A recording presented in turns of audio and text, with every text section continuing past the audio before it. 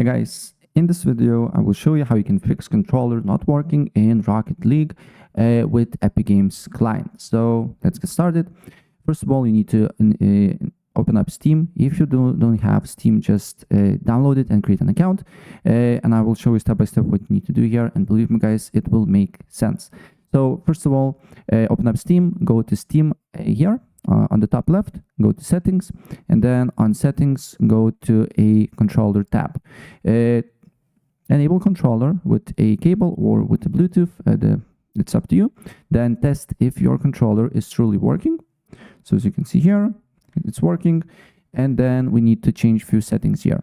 If you're using PlayStation controller, make sure that support is select not enabled selected.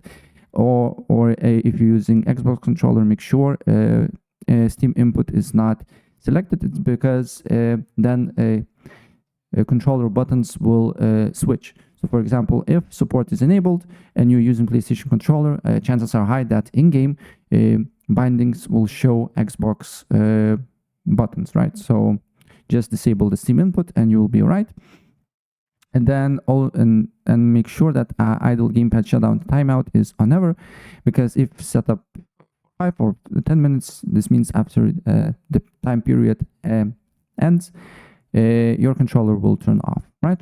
So once you set up these few things, next thing what we need to do here, we need to look for Epic Games Launcher. So on search, look for Epic Games Launcher, right click on it, open file location, and then here again, right click again and open file location.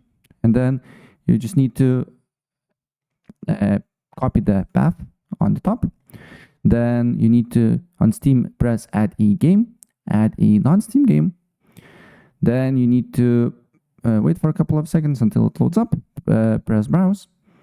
Then copy the path and open Epic Games Launcher here.